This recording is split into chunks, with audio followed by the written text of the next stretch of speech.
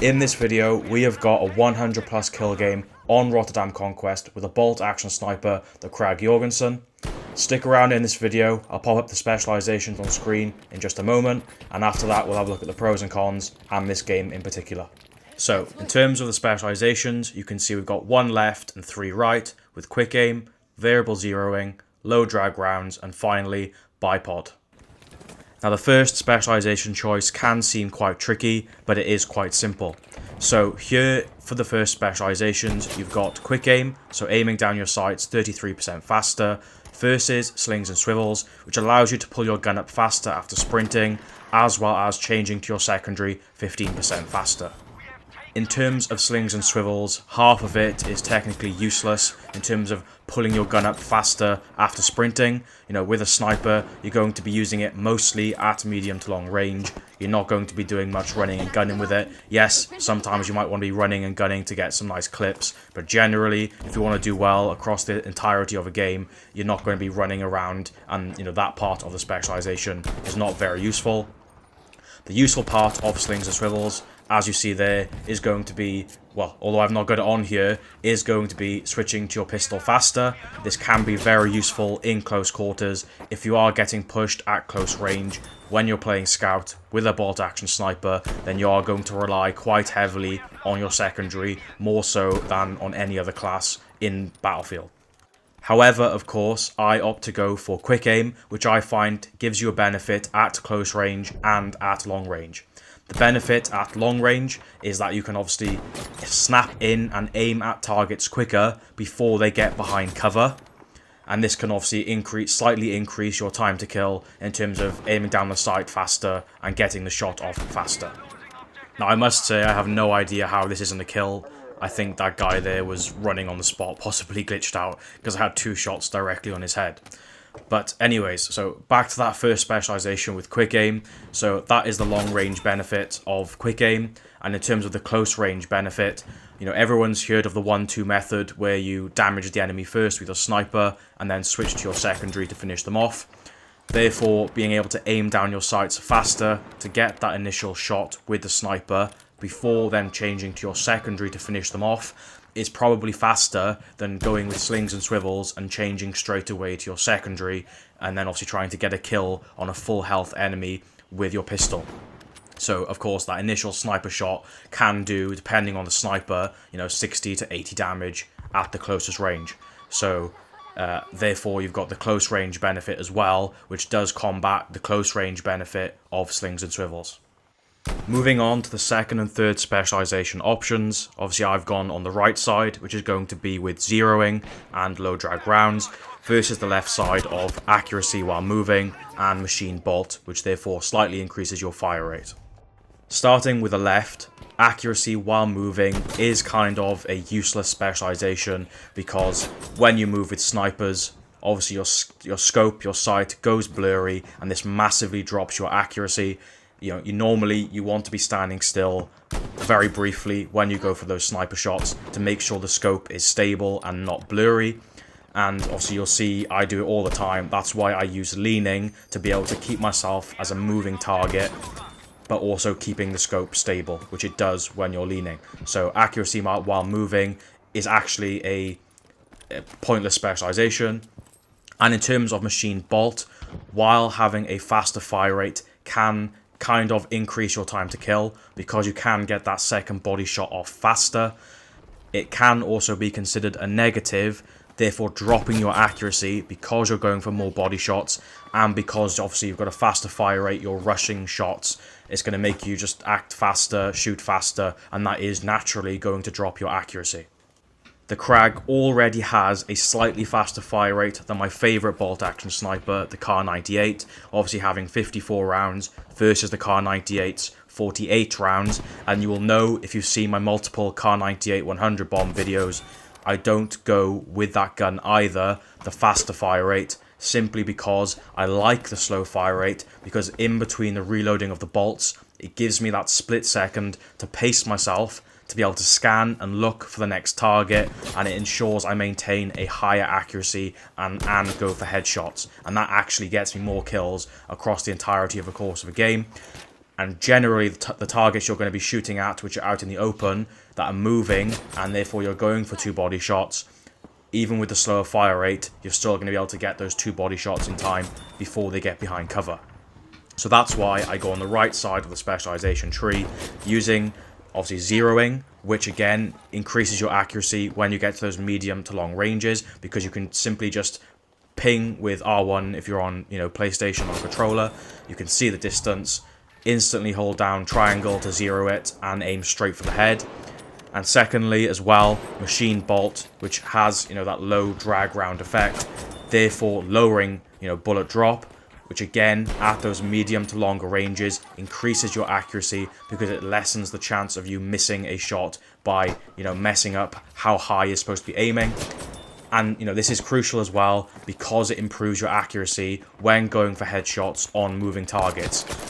So it lowers the chance or the need for you to aim above the moving target as well as in front of the target so that they're going to run into the gunshot. You now only have to aim at head height in front of the target in most cases. Finally, looking at the last specialization choice, you've got the bipod versus the bayonet. Now, either of these is kind of a good choice.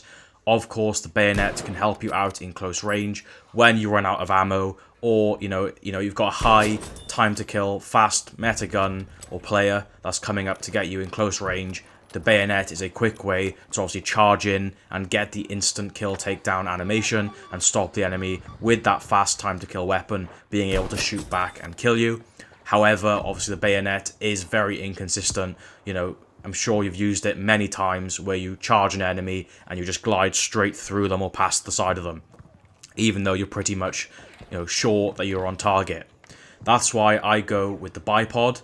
Although I don't think you really need a bipod in terms of mounting it to increase your accuracy. The sniper scopes in Battlefield 5 are already stable enough, especially when you're standing still to shoot, which you should be doing. The main use of the bipod, as you will see me do many times with the Kar 98, is when you're getting pushed by an enemy and you want to do that 1-2 combo, either by aiming in, fast to do a quick scope shot, getting the benefit of that first specialization with a 33% faster aiming in. If you don't opt to go for that and the enemy is pushing you pretty fast, you'll see me do many times is mount the bipod on a wall or the edge of the bridge, for example where the staircases are, and try and go for a headshot, because when you use the bipod, obviously the crosshairs on screen are very close together and it allows you to actually be very accurate and sometimes aim for the head and get a headshot. And if you don't, then at least you've got a very good chance of consistently landing a body shot. So that's why I like to go for the bipod. Okay, so let's move on to the pros and cons of the Krag-Jorgensen. In terms of the pros, of course, it's got 6 rounds, so that's more than the standard 5 rounds you get with, the Kar or the Arasaka, so the other most popular snipers in the game. It's got a fairly fast reload, although a con with that, which you do get with most other snipers when you're using a 6x scope, is of course you can't reload using 5-round stripper clips, so you are reloading individual bullets, although it is faster than other guns. In terms of other pros, of course, you can zero the scope to be more accurate at those other longer ranges. So, you can zero it for 150 meters, 300 meters, etc. So that's a big benefit which you don't get on every single sniper. The bullet velocity at 900 meters a second is joint as the best in the game with a Kar 98.